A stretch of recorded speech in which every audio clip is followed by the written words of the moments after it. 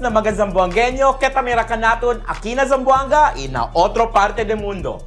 Yo si Kiko Miranda, un Chabacano home cook.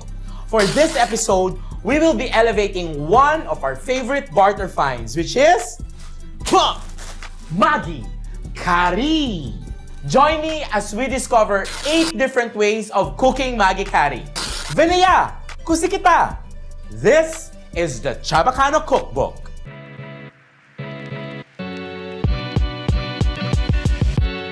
For our first dish, we will be cooking Maggi Kari with peanut butter. Here are the ingredients. Boil 1 pack of Maggi Kari, drain it because we will just be using the noodles. Peanut butter, soy sauce, hot water, boiled egg, your favorite chili oil, crushed peanuts, and some scallions for garnish. And of course, the seasoning packet of Maggi Kari. Okay, let's prepare. So what you want to do is, you will be using your peanut butter and you're going to thin it with hot water. Add a little hot water. Once it's thin, add the soy sauce and the packet of Maggi Kari seasoning.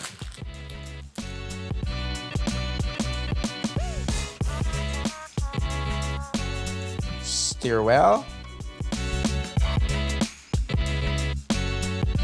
So once it's done, all you have to do is just drizzle the sauce on the Maggi Kari.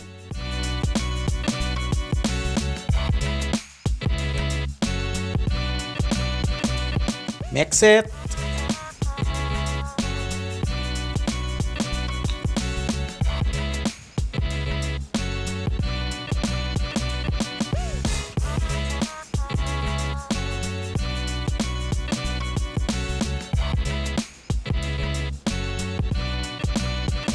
Your hard-boiled egg. Drizzle with some toasted peanuts, scallions, and your favorite chili oil. Boom! There you have it! Maggi Kari with peanut butter.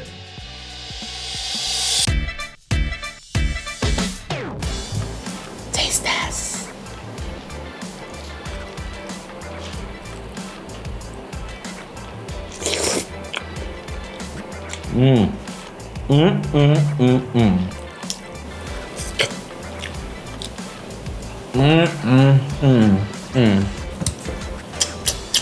For the second dish, we will be cooking Maggi Kari with bagoong. Now, this dish I discovered back when I was in college. So, every summer break, tabirayo na UPLB, shout out UPLB! Si tabirayo na UPLB, manadayo taliba mga pakete de Maggi Kari, pati di mi paborito bagoong gisado. So one time, I just cooked Maggi Kari and then thought, why not just mix bagoong with Maggi Kari? And I did, and boom! Ang sarap, bien sabroso. So this recipe I'm sharing with you, just a little elevating it with some ingredients. So, Benaya, kusi kita! Here are the ingredients. You need 1 pack of Maggi Kari, 1 raw egg, your favorite bagong gisado, preferably the sweet one, Japanese mayo or just regular mayonnaise, and blanched pechay for garnish. Let's start cooking! Now, once the water is boiling, just we first cook the noodles. Just follow the instructions. It says that you need to cook the noodles for 2 minutes.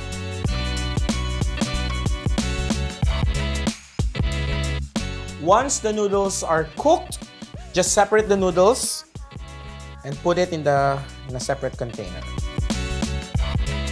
So once the noodles are cooked, just separate the noodles. Pero numaos sa desbutako ng agua because we are now making the broth for this recipe. So with the noodle water, is that what you call it? Just mix the Maggi Kari seasoning packet. Whoa! Lower the fire, lower the fire. And then mix the bagoong. Siguro mga 2 tablespoons of your favorite sweet bagoong gisado.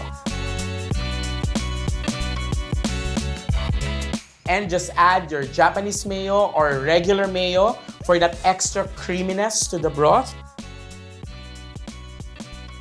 Now just allow the mayo to dissolve in the broth. And lastly, To thicken the broth and to add a little extra flavor, 1 raw egg.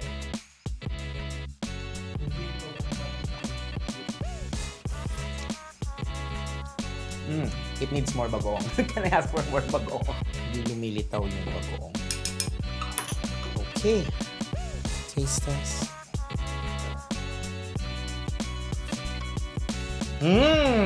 There you go. Bagoong. Sarap. It has this very seafood taste to it. Okay, so let's start plating.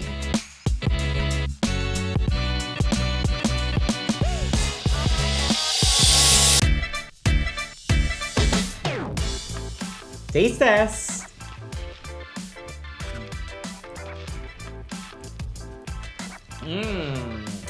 Different take to your Maggi Kari. Adding your favorite bagoong gives it that sweet seafood flavor to your Maggi Kari. Sobrang naalala ko talaga yung college ko, no? Kung saan, laging instant noodles ang kakainin mo. So, sobrang sawang-sawa na ako siguro sa Maggi Kari at naisipan kong lagyan ng bagoong. And boom! Another delicious take on the well-loved Maggi Kari. Try nyo. Tapos, tag us if you've tried. For our third dish, we will be turning Maggi Kari into budget carbonara. The ingredients you will need for this recipe are, of course, 1 pack of Maggi Kari, grated cheese of your choice. For this episode, we will be using quick melt cheese, 2 egg yolks, your choice of sausage, and because this is a budget recipe, we are using chicken sausage, and some ramen water. Kusiya kita! First, what you need to do is to brown your sausages. So in your favorite frying pan, just put a little bit of oil and just put your sausages. So after browning your sausages, you will now cook the Maggi Kari. Okay? So let's first cook the noodles and set aside the packet. Just dunk it in. And while we're waiting for the noodles to cook, let's now prepare our sauce. Now just mix your egg yolk with grated cheese. No, the authentic carbonara will use pecorino or parmigiano reggiano with your egg yolk. But because this is budget, then we'll just use any grated cheese of your choice and egg yolk. Okay? Once the noodles are cooked, all you have to do is to remove your noodles and dunk it into your sauce. And just add a little pasta water and just around half a packet of your Maggi Kari seasoning. Mix.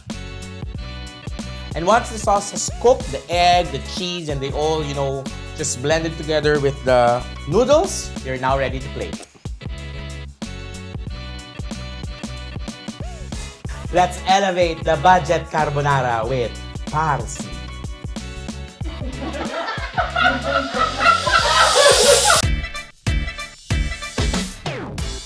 Taste test. Syempre, because it's carbonara, we have to use fork.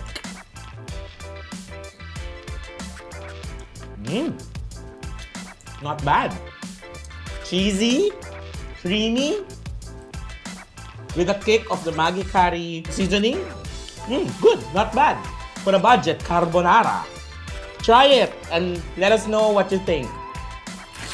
Our fourth dish, we are going to prepare rich, creamy Maggi Kari with maling.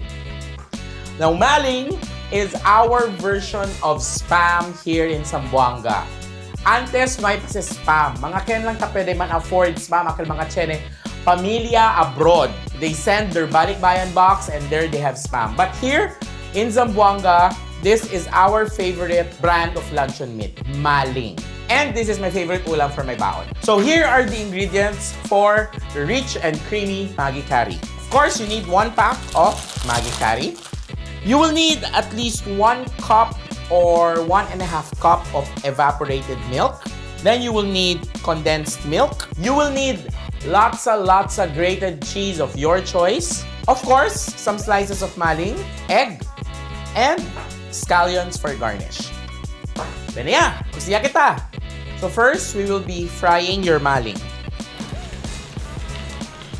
My favorite way of cooking maling is to keep it really toasted so that you'll have that crunch when you eat it.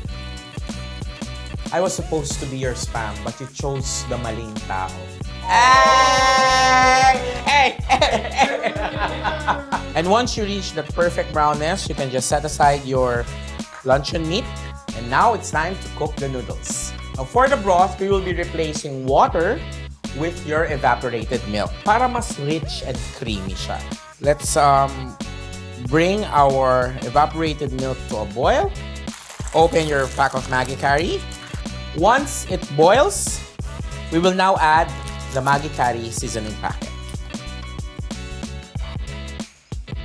Now, after adding the packet, we will add condensed milk to sweeten the broth. Now, don't forget to taste so you can adjust the sweetness of your broth. So good! Creamy, sweetness, so good. So, once it's ready, we will now add the noodles. Now, once the noodles are cooked, you just add the cheese on top of the noodles. And put your eggs. And your maling.